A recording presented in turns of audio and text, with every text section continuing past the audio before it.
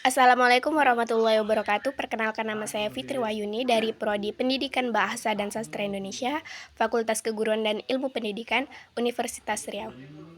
Saya membuat video ini sebagai syarat nilai dari ujian tengah semester mata kuliah Pendidikan Pancasila. Kasus yang mengejutkan publik pada tahun 2024 ini adalah kasus tindak pidana korupsi Tata Niaga Timah Wilayah Izin Usaha Pertambangan IUP PT Timah Tbk tahun 2015 sampai tahun 2022. Kejaksaan Agung menyebutkan kerugian negara berdasarkan audit Badan Pengawasan Keuangan dan Pembangunan BPKP mencapai sekitar kurang lebih 300 triliun.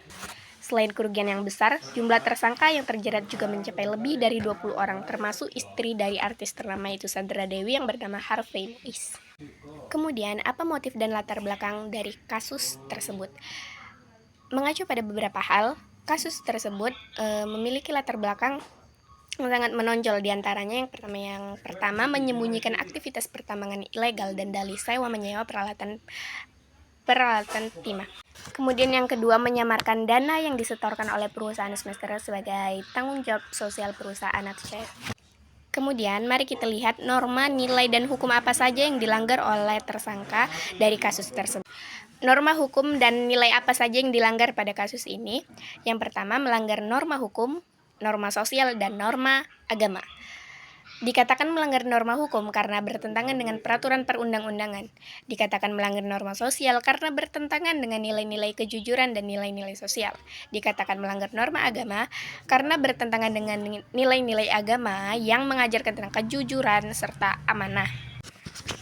Harvey Muiz terbukti melanggar pasal 2 ayat 1 Jungto pasal 18 Undang-Undang Nomor 31 Tahun 1999 tentang pemberantasan tindak pidana korupsi sebagaimana telah diubah dengan Undang-Undang Nomor 20 Tahun 2001 pasal 55 ayat 1 ke 1 KUHP dan pasal 3 Undang-Undang Nomor 8 Tahun 2010 tentang pencegahan dan pemberantasan tindak pidana korupsi Jungto pasal 55. Kemudian, hukuman apa yang diberikan kepada kasus tersebut? Apakah sudah sesuai atau tidak? Vonis untuk Harvey sendiri telah dijatuhkan pada Senin 23 Desember tahun 2024 kemarin berupa pidana penjara selama 6 tahun dan 6 bulan terkait kasus korupsi pengelolaan tata niaga komoditas timah di wilayah izin usaha pertambangan IUP PT Timah Tbk pada tahun 2015 sampai 2022. Selain pidana penjara, Harvey juga dikenakan pidana denda sebesar 1 miliar dengan ketentuan apabila denda tersebut tidak dibayar, maka akan diganti atau subsidiar dengan kurungan selama 6 bulan. Majelis Hukum turut menjatuhkan pidana tambahan kepada Harvey Muiz berupa pembayaran uang pengganti sebesar 210 miliar subsidiar 2 tahun penjara.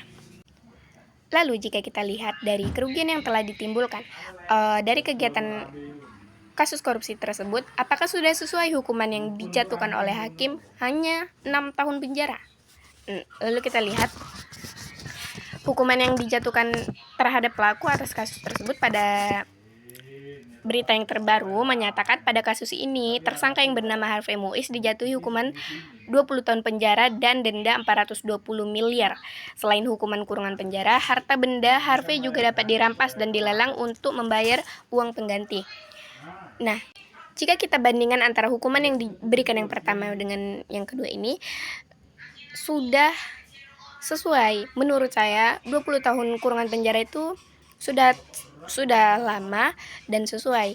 Bila perlu seumur hidup. Namun jika dilihat dari sudut pandang yang berbeda, 20 tahun ditambah dengan usia yang sekarang sudah berumur, mungkin 20 tahun itu juga sangat lama dan sesuai. Kemudian, apa dampak atau akibat sosial, budaya, dan ekonomi yang ditimbulkan dari kasus korupsi tersebut? Mari kita lihat. Yang pertama, pada kasus ini, dampak sosial yang ditimbulkan yang pertama adalah kehilangan kepercayaan, yang kedua pengangguran dan kemiskinan, yang ketiga adalah ketidakadilan. Yang kedua, dampak budaya yang ditimbulkan dari kasus ini adalah erosi nilai-nilai seperti nilai kejujuran, integritas, dan keadilan. Yang kedua, kultur korupsi. Kultur korupsi yang dimaksud di sini adalah korupsi yang dianggap sebagai hal yang normal dan biasa dapat diterima di masyarakat, di mana nanti banyak pelaku-pelaku yang bermunculan akibat kultur korupsi tersebut, di mana korupsi yang tidak diberantas ini akan terus merajalela dan menguasai bangku-bangku kekuasaan di atas sana. Yang ketiga, kehilangan identitas budaya. Kemudian, dampak ekonomi yang ditimbulkan dari kasus ini. Ya, jika kita lihat, dampak yang paling menonjol adalah dampak ekonomi, di mana kasus tersebut dapat menimbulkan kerugian keuangan yang signifikan. Negara yang dirugikan akan mengalami masalah pada beberapa keuangan, namun tidak terlalu signifikan. Bisa juga dikatakan sangat signifikan apabila tergantung kasus seperti ini seberapa banyak. Apabila banyak, maka itu akan sangat mempengaruhi keuangan negara. Yang kedua, inflasi dan kemiskinan. Yang ketiga, kehilangan investasi. Baiklah, itulah dampak-dampak yang ditimbulkan dari kasus korupsi timah yang dilakukan oleh tersangka bernama Harvey Muiz, di mana dampaknya begitu besar bagi masyarakat, juga negara, juga beberapa aspek-aspek lainnya. Kemudian, sebagai pencegah, apa yang harus dilakukan agar kasus seperti ini itu tidak dapat terjadi lagi? Jika kita lihat, tergantung individunya. Susah bagi kita untuk mengatakan kasus seperti ini tidak terulang lagi. Jika kita lihat dari berbagai aspek yang paling mempengaruhi ini itu adalah bagaimana pengawasan keuangan terhadap suatu lembaga. Jika suatu lembaga diawasi dengan baik, maka akan berjalan dengan semestinya. Namun, jika ada oknum-oknum yang melakukan kecurangan namun tidak ditindaklanjuti, maka itulah yang akan menjadi permasalahan.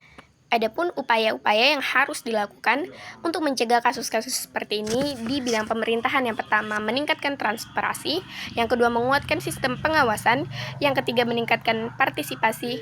Kemudian langkah masyarakat yang harus diterapkan untuk mencegah atau meminimalisir kegiatan korupsi adalah yang pertama meningkatkan kesadaran, yang kedua mengawasi dan melaporkan apabila melihat kasus-kasus seperti ini, yang ketiga mendukung gerakan anti korupsi. Kita sebagai masyarakat harus rajin menyuarakan hak kita dan menolak segala aktivitas yang berhubungan dengan korupsi.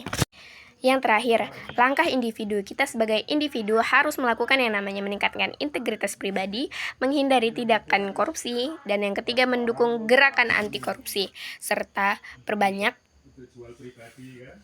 muhasabah diri dan menjalankan amanah yang diberikan oleh pemerintahan untuk menjalankan suatu tugasnya. Baiklah, itulah penyampaian dari saya tentang kasus korupsi yang dilakukan oleh tersangka bernama Harvey Muiz tentang korupsi timah. Pada hari ini, lebih dan kurang mohon maaf. Wassalamualaikum warahmatullahi wabarakatuh.